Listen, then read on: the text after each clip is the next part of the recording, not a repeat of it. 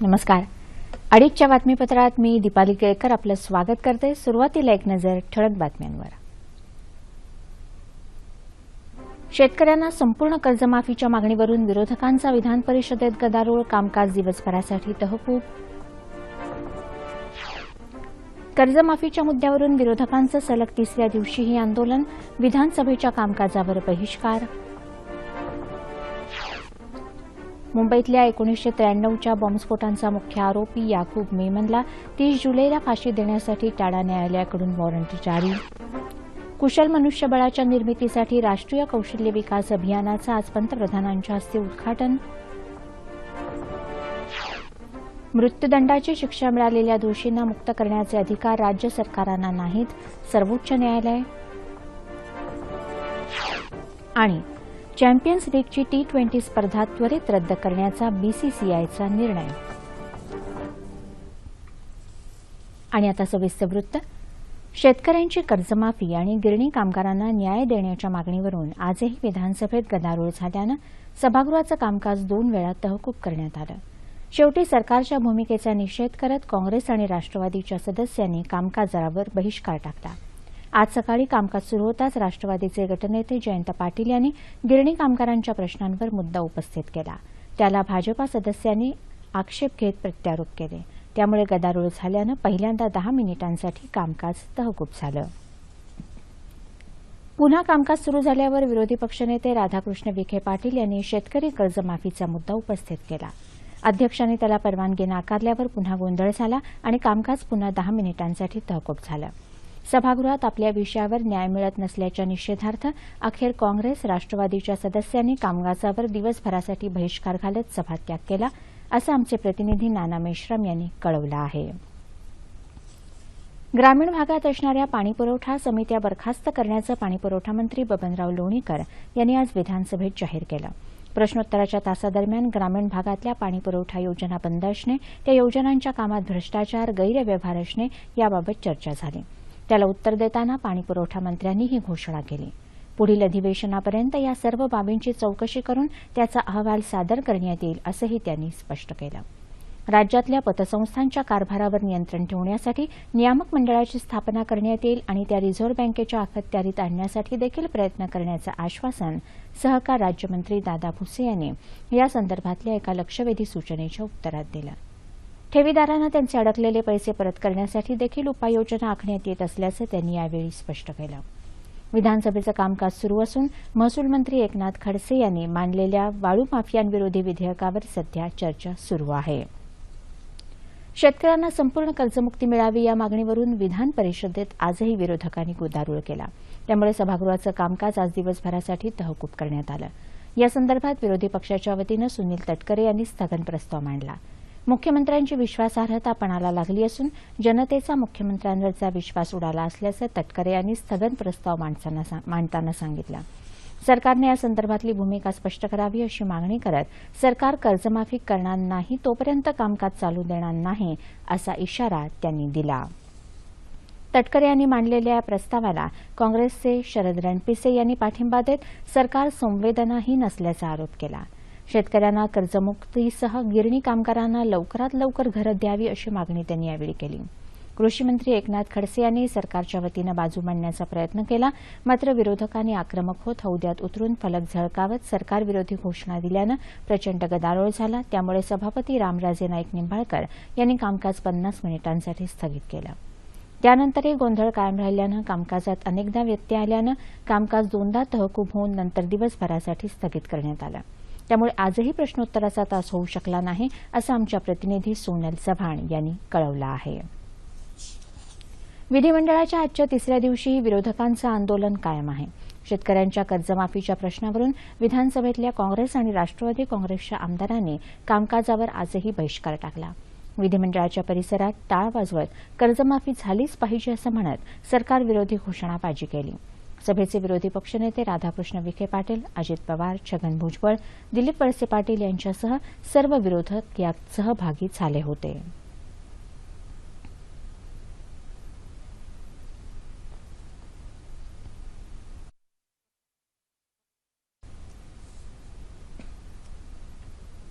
कुठल्याही परिस्थितीत ह्या बळीराजाला मदत झाली पाहिजे ही आम्हा लोकांची सगळ्यांची भूमिका आहे। परंतु त्याला वेगवेगळ्या प्रकारे फाटा फोडण्याचं काम हे ह्या निमित्तानं सरकारचं चाललेलं आहे। त्याबद्दल ह्या सरकारचा मी तीव्र शब्दामध्ये निषेध त्या ठिकाणी करतो आणि आता जनतेला कळायला लागले की आपण मधल्या विधानसभेच्या निवडणुकीच्या काळामध्ये जो काही कौल दिलेला आहे त्यामध्ये आता जनतेचा भ्रमनिरास झालेला चित्र हे आता आपल्याला वाढीला लागलेलं आपल्याला सगळ्यांना पाहावयास मिळतं। तत्पूर्वी कामकाज सुरू होण्यासाठी काँग्रेस आणि राष्ट्रवादी काँग्रेस यांनी सरकारसोबत बैठक झाली। यात त्यांना शेतकऱ्यांच्या कर्जमाफी संदर्भातल्या चर्चेत सहभागी व्हा असं सांगण्यात आलं। मात्र कर्जमाफीची घोषणा केल्याशिवाय कामकाजात सहभागी होणार नाही अशी भूमिका विरोधकांनी मांडली।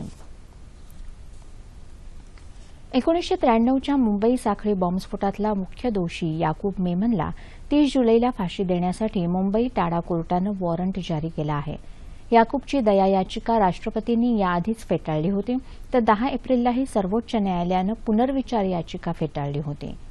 दरम्यान याकूबनं सर्वोच्च न्यायालयात क्युरेटिव्ह पिटिशन दाखल केली असून त्याची सुनावणी येत्या 21 जुलैला होणार आहे।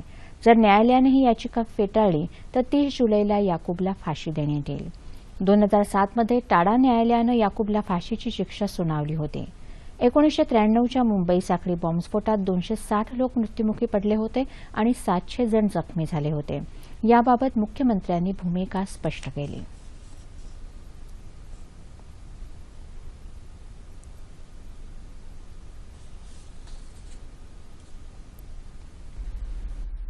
मैं आज इतना ही कह सकता हूं कि सुप्रीम कोर्ट ने एक फैसला दिया है और उस फैसले के अनुरूप राज्य सरकार कार्रवाई करेगी। जो सुप्रीम कोर्ट ने डायरेक्टिव्स दिए हैं उसका पूरा पालन राज्य सरकार की ओर से किया जाएगा और उचित समय पर आपको इसकी जानकारी दी जाएगी। Tiger Memon, Dawood Ibrahim, Yaqub Memon, and 4 or 5 Pakistani nationals had participated in that meeting that we have established. Yaqub Memon, being an architect, he meticulously, with the help of Tiger Memon, had planned the whole conspiracy. And Dawood Ibrahim had given ultimate shape by using his smuggling channel for exporting the RDX and other things. I am very happy because ultimately justice will be given to those lives of 257 persons. This will be a unique verdict. देशात कुशल मनुष्यबळाची निर्मिती करण्याच्या उद्देशानं तयार करण्यात आलेल्या राष्ट्रीय कौशल्य विकास अभियानाचा प्रारंभ आज पंतप्रधान नरेंद्र मोदी यांच्या हस्ते नवी दिल्लीत विज्ञान भवन इथं होणार आहे। देशभरात 100 शहरांमध्येही त्याचवेळी म्हणजे दुपारी 4 वाजता या अभियानाचा आरंभ करण्यात येणार आहे। हुनर है तो कदर है असं या अभियानाचं घोषवाक्य आहे। आजच्या जागतिक युवा कौशल्य दिनाचं औचित्य साधून राष्ट्रीय कौशल्य विकास आणि उद्योजकता धोरणही यावेळी जाहीर करण्यात येणार आहे। व्यावसायिक आणि तांत्रिक प्रशिक्षण तळागाळापर्यंत पोहोचवून कुशल मनुष्यबळाची निर्मिती करण्यासाठी प्रधानमंत्री कौशल्य विकास योजनेचं औपचारिक उद्घाटनही आज पंतप्रधानांच्या हस्ते होणार आहे। या महत्वाकांक्षी कार्यक्रमांतर्गत येत्या वर्षभरात 24 लाख युवक युवतींना कौशल्य प्रशिक्षण दिलं जाणार आहे। कौशल्य विकासाच्या योजनांच्या अनुषंगानं राज्यातही याच ठिकठिकाणी जनजागृतीपर कार्यक्रमांचं आयोजन करण्यात येत आहे। राज्यातल्या औद्योगिक प्रशिक्षण आणि तंत्रशिक्षण संस्थांमध्ये उद्घाटनाच्या कार्यक्रमाच्या प्रक्षेपणाची सुविधा उपलब्ध करून देण्यात आली आहे। तसंच यानंतर याविषयक चर्चेचं आयोजनही केलं गेलं आहे। कौशल्य विकासासाठी रेल्वे मंत्रालय, कौशल्य विकास आणि उद्योजकता मंत्रालयानं काल एका करारावर स्वाक्षऱ्या केल्या। यानुसार या योजनेची रेल्वेमार्फत जागा आणि मनुष्यबळ उपलब्ध करून दिलं जाणार आहे। नीती आयोगाच्या नियामक परिषदेची दुसरी बैठक आज पंतप्रधानांच्या अध्यक्षतेखाली दिल्लीत झाली। या बैठकीला 16 राज्यांचे मुख्यमंत्री उपस्थित होते। बैठकीतल्या घडामोडींबद्दल केंद्रीय वित्तमंत्री अरुण जेटली यांनी बैठकीनंतर आयोजित पत्रकार परिषदेत माहिती दिली। वर्ष 2013च्या भूसंपादन कायद्याच्या अंमलबजावणीत अडचणी येत असल्याच्या पार्श्वभूमीवर राज्यांनी आग्रह धरल्यावरून या कायद्यात बदल करण्यासाठी केंद्र सरकारनं पुढाकार घेतल्याचं जेटली यांनी यावेळी स्पष्ट केलं। राज्यांनी दिलेल्या सूचना विचारात घेऊनच केंद्र सरकार पुढे वाटचाल करेल असं आश्वासन पंतप्रधानांनी दिल्याचं जेटली यांनी सांगितलं।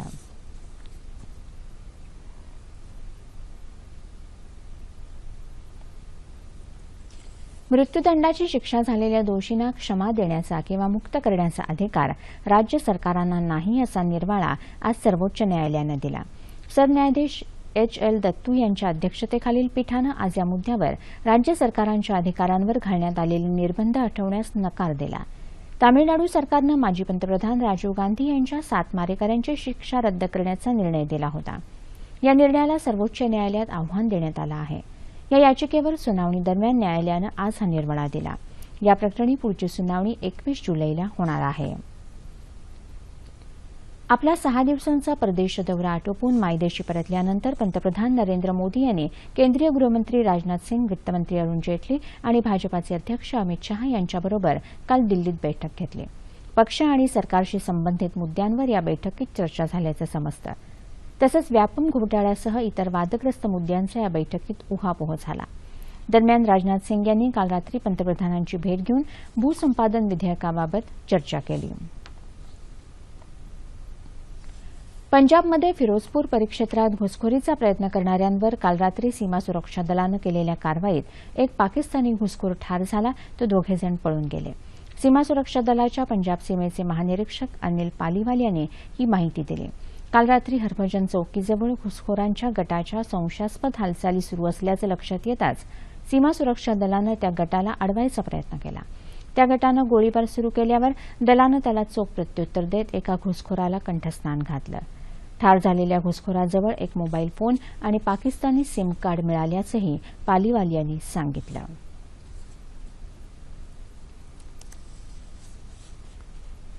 छत्तीसगडमधल्या बिजापूर जिल्ह्यात नक्षलवाद्यांनी अपहरण केलेल्या 4 पोलीस कर्मचाऱ्यांचे मृतदेह आज गुडमा या गावाजवळ आढळले. सोमवारी या पोलिसांचं अपहरण झालं होतं. बिजापूरच्या अतिरिक्त पोलीस अधीक्षकांनी ही माहिती दिली. नक्षलवाद्यांनी कथित जनअदालत घेऊन या पोलिसांना मृत्यूदंडाची शिक्षा देण्याचा निर्णय घेतला, अशी माहिती पोलीस सूत्रांनी दिली आहे. छत्तीसगडचे मुख्यमंत्री डॉ. रमण सिंग यांनी या हत्येचा तीव्र शब्दात निषेध केला आहे. हे भ्याड कृत्य असून अशा हत्येविरोधात कठोर कारवाई केली जाईल असं आश्वासन सिंग यांनी दिलं. ते आज नवी दिल्लीत बोलत होते. अनेक वर्षांपासून प्रलंबित असलेला इराण अणु करार अखेर काल संमत झाला. या करारामुळे अमेरिकेनं इराणवर घातलेले प्रतिबंध मागे घेतले जाणार आहेत. अमेरिकेच्या निरीक्षकांना इराणच्या लष्करी तळाची तपासणी करण्याची परवानगी या कराराद्वारे मिळाली आहे. भारतानं या कराराचं स्वागत केलं आहे. या करारामुळे इराणमधल्या तेल आणि वायू साठ्यांमध्ये जागतिक गुंतवणूक वाढेल, असं परराष्ट्र सचिव विकास स्वरूप यांनी म्हटलं आहे. इराणवरचे निर्बंध हटवल्यानं जागतिक बाजारात तेलाच्या किमती कमी होतील, अशी प्रतिक्रिया केंद्रीय पेट्रोलियम मंत्री धर्मेंद्र प्रधान यांनी व्यक्त केली.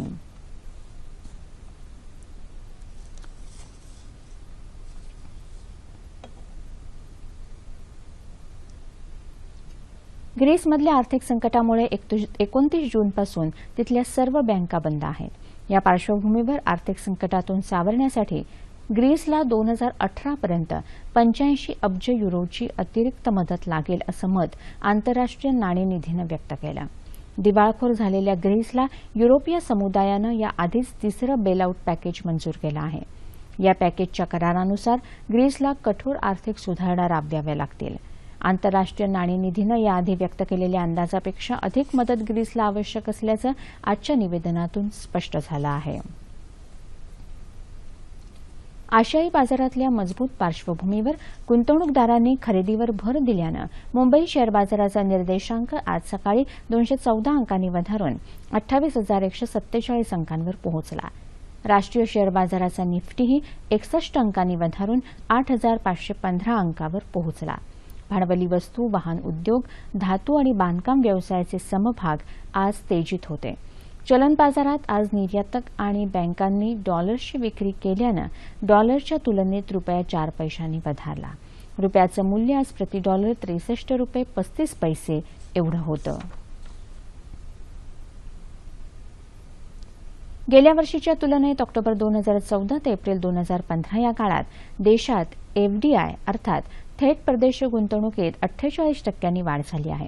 सप्टेंबर 2014 मध्ये मेक इन इंडिया कार्यक्रमाची घोषणा केल्यानंतर थेट परदेशी गुंतवणुकीत ही वाढ दिसून आली. 2014-15 मध्ये एफआयआय अर्थात परदेशी संस्थात्मक गुंतवणूकदारांनी केलेल्या जवळपास 41 अब्ज डॉलर्सच्या गुंतवणुकीमुळे देशाच्या विकासाला गती मिळाली आहे. थेट परदेशी गुंतवणुकीला दिलेल्या मंजुरीनंतर 2014-15 या काळात 87% वाढ दिसून आली. केंद्र सरकारच्या गतिमान मंजुरीमुळे तसंच भारतीय अर्थव्यवस्थेवर गुंतवणूकदारांचा विश्वास वाढल्यामुळे एफडीआयमध्ये वाढ झाल्याचं म्हटलं जातं. भारतात एचआयव्हीची नव्यानं लागण होण्याच्या प्रमाणात वर्ष 2000 ते 2014 या कालावधीत 20% अधिक घट झाल्याचं संयुक्त राष्ट्रांच्या अहवालात समोर आलं आहे. यामुळे एचआयव्ही विषाणूच्या प्रसाराला अटकाव घालण्यास मदत झाली असून वर्ष 2030 पर्यंत जगातून एड्स हद्दपार करण्याच्या दिशेनं योग्य ते प्रयत्न जगभर सुरू आहेत, असंही या अहवालात म्हटलं आहे. अदिस अबाबा इथं काल या अहवालाचं प्रकाशन करण्यात आलं. एड्सला रोखण्यात जगातल्या प्रयत्नांना यश येत असल्याबद्दल संयुक्त राष्ट्राचे महासचिव बान की मून यांनी यावेळी समाधान व्यक्त केलं.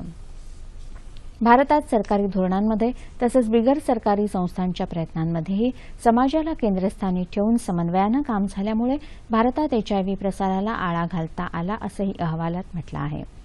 इतर विकसनशील देशांना जेनेरिक औषधांची एकत्रितपणे निर्यात करण्याच्या दृष्टीनं भारतातल्या औषध कंपन्यांना मुभा देण्यासाठी भारत सरकारनं योग्य पावलं उचलल्याबद्दल या अहवालात भारताचं कौतुक करण्यात आलं आहे.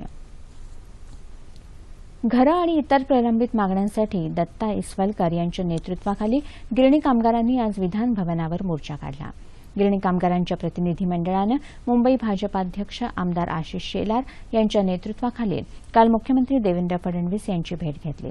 येत्या डिसेंबर अखेरपर्यंत गिरणी कामगारांसाठी एमएमआरडीएच्या हद्दीत 10,000 घरं उपलब्ध करून देण्यात येतील, तसंच तयार घरांची लॉटरी प्रक्रिया तातडीनं सुरू करण्यात येईल, असं आश्वासन मुख्यमंत्री देवेंद्र फडणवीस यांनी यावेळी दिलं. संरक्षण मंत्री मनोहर पर्रिकर यांच्या अध्यक्षतेखालच्या संरक्षण संपादन परिषदेनं काल एका बैठकीत 30,000 कोटी रुपयांच्या प्रस्तावांना मंजुरी दिली. खरेदी करा आणि बनवा या तत्वांतर्गत 2 प्रकारच्या बंदुका बदली करण्याच्या लष्कराच्या गरजेला या बैठकीत सर्वोच्च प्राधान्य देण्यात आलं. त्यामुळे आता 16,100 कोटी रुपयांना 428 बंदुकांची खरेदी लष्करासाठी केली जाईल, तसंच P-81 प्रकारची आणखी 4 विमानं खरेदी करण्याचा निर्णयही या बैठकीत झाला. अनुसूचित जाती जमातीच्या विद्यार्थ्यांना मिळणाऱ्या शैक्षणिक सवलती विशेष मागास प्रवर्गासाठी लागू करण्यात याव्यात, या मागणीसाठी सोलापूर जिल्ह्यातल्या विशेष मागास प्रवर्गातील समाजाच्या वतीनं आज जिल्हाधिकारी कार्यालयावर मोर्चा काढण्यात आला. विशेष मागास प्रवर्गातील घटकांसाठी स्वतंत्र आर्थिक महामंडळ स्थापन करण्यात यावं, विशेष मागास प्रवर्गाला 2 ऐवजी 5% आरक्षण मिळावं, तसंच जातीच्या दाखल्यासाठी 1995चा पुरावा ग्राह्य धरण्यात यावा, अशा विविध मागण्यांचं निवेदन यावेळी जिल्हाधिकारी तुकाराम मुंढे यांना देण्यात आलं. लवकरात लवकर मागण्या पूर्ण न झाल्यास आंदोलन आणखी तीव्र करण्याचा इशारा विशेष मागास प्रवर्ग संघर्ष समितीचे समन्वयक सुरेश फलमारे यांनी दिला आहे.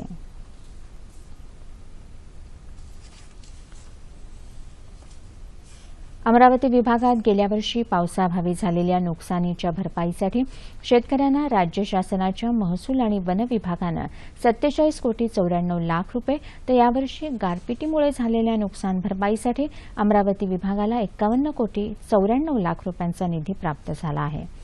या निधीचं तत्काळ वाटप करण्याचे आदेश अमरावती विभागीय आयुक्त कार्यालयाला प्रशासनानं दिले आहेत.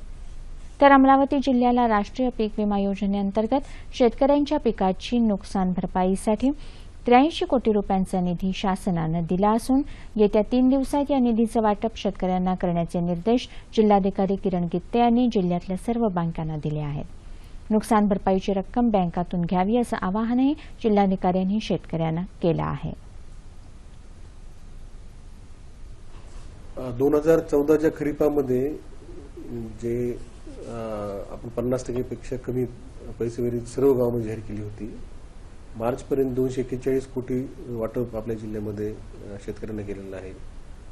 त्यानंतरही काही शेतकरी जवळपास 22,000 शेतकरी ज्यांचं बँक अकाउंट नंबर आपल्याला तेव्हा उपलब्ध नव्हते, त्यांच्यासाठी 8 कोटीचा निधी जिल्हा प्रशासनाला प्राप्त झाला 10 तारखेला. त्याचं वाटप चालू आहे. त्या व्यतिरिक्त जानेवारी ते एप्रिल हे गारपीट आणि वेगवेगळी वादळे वगैरे त्यांचे नुकसान झालं, त्याचे वेगळे 12 कोटी रुपये देखील प्राप्त झालेले आहेत. त्याचे देखील वाटप सुरू आहे. आणि महत्त्वाचं म्हणजे ज्यांनी पीक विमा काढला होता अशा शेतकऱ्यांसाठी 83 कोटी रुपये पीक विमा मंजूर झालेला आहे. म्हणून आपण पुढच्या 3 दिवसांमध्ये बँकांनी हे 83 कोटी रुपये शेतकऱ्यांना वाटावेत असे आदेश आम्ही निर्गमित केले. त्यामुळे सर्व शेतकऱ्यांना विनंती आहे की ज्यांनी राष्ट्रीय कृषी पीक विमा घेतलेला होता मागच्या वर्षी, त्यांचा निधी बँकेत आलेला आहे, त्यांनी बँकेशी संपर्क साधावा.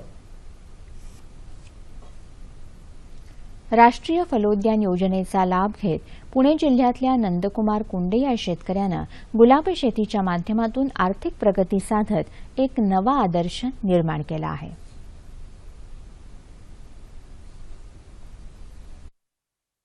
भारत सरकारच्या राष्ट्रीय फलोद्यान योजनेचा फायदा घेत पुणे जिल्ह्यातल्या भोर तालुक्यातल्या केळवडे या गावातल्या नंदकुमार कोंडे या शेतकऱ्यानं आपल्या अवघ्या 5 गुंठे क्षेत्रावर पॉली हाऊसची उभारणी केली. यासाठी त्यांना 1,18,000 रुपयांचं अनुदान मिळालं होतं. त्यांनी वर्षभरापूर्वी टॉप सिक्रेट या जातीच्या गुलाबाची लागवड केली. 5 गुंठ्यांमध्ये तब्बल 6,000 झाडं त्यांनी लावली. ठिबक सिंचन आणि गांडूळ खताचा वापर ही त्यांच्या यशोगाथेची गुरु केली. पुण्याजवळच्या मार्केट यार्डामध्ये ते दिवसआड फुलं पाठवतात आणि एका फुलाला तब्बल 3 ते 3.5 रुपयांची किंमत मिळते. एक दिवसाआड आम्ही कटिंग करतो. एक दिवसाआड आम्हाला 30 ते 35 बंडल मिळतात. साधारणतः म्हणजे 700 फुलं आम्हाला मिळतं. मार्केट आम्हाला इथनं जवळ असल्यामुळं सरासरी एका फुलाची किंमत 3 ते 3.5 रुपये मिळते. योग्य शेतीतंत्राचा वापर केला तर गुलाब शेतीतूनही फायदा घेता येतो हे नंदकुमार कोंडे यांनी दाखवून दिलंय हे नक्की. भाजपाचं सरकार हे सर्वांचं असून त्यात हिंदू किंवा मुसलमान असा भेदभाव नाही. सबका साथ सबका विकास हे ध्येय असलेलं भाजपाचं सरकार हे तुमचं आमचं अर्थात सर्वसामान्यांचं सरकार आहे, असं मुख्यमंत्री देवेंद्र फडणवीस यांनी म्हटलं आहे. भारतीय जनता पार्टीच्या वतीनं काल मुंबईत आयोजित केलेल्या इफ्तार पार्टीला मुख्यमंत्री उपस्थित होते. त्यावेळी त्यांनी मुस्लिम बांधवांना शुभेच्छा दिल्या.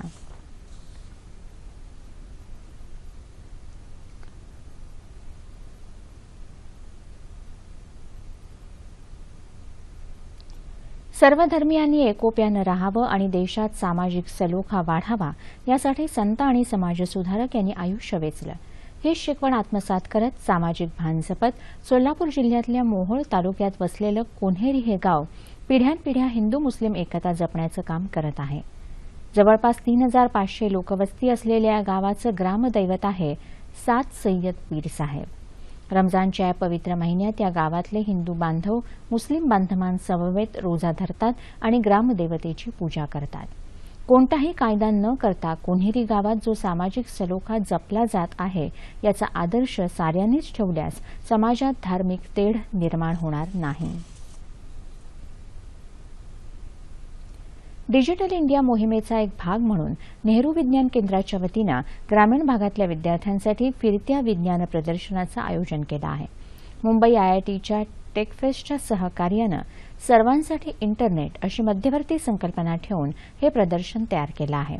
आयआयटीच्या संगणक विभागातील प्राध्यापक डी.बी. फाटक यांनी प्रदर्शनाच्या गाडीला हिरवा ध्वज दाखवला. ग्रामीण भागातील विद्यार्थ्यांना इंटरनेट या माध्यमाची अमर्याद क्षमता लक्षात यावी, त्यांना इंटरनेट वापराचा अनुभव मिळावा यासाठी प्रदर्शनाच्या या वाहनात सर्व सुविधा उपलब्ध करून देण्यात आल्या आहेत. पहिल्या टप्प्यात प्रदर्शनाची गाडी नाशिक जिल्ह्यातल्या 26 ग्रामीण शाळांमध्ये जाणार आहे. काही विद्यार्थ्यांना आकाश टॅब देऊन त्यांच्याशी इंटरनेटच्या माध्यमातून संवादही साधला जाणार आहे. भारतीय क्रिकेट नियामक मंडळानं आज चॅम्पियन्स लीग T20 क्रिकेट रद्द करण्याचा निर्णय घेतला. हा निर्णय लगेच लागू झाला आहे.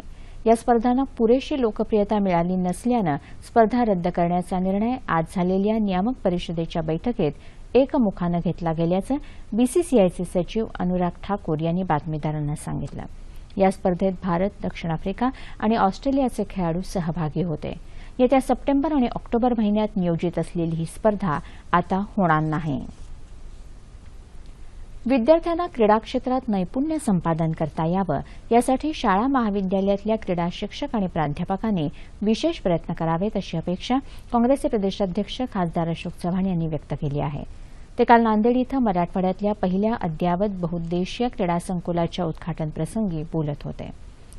नांदेडच्या श्री शारदा भवन शिक्षण संस्थेनं 4,53,00,000 रुपये खर्च करून या क्रीडा संकुलाची निर्मिती केली आहे.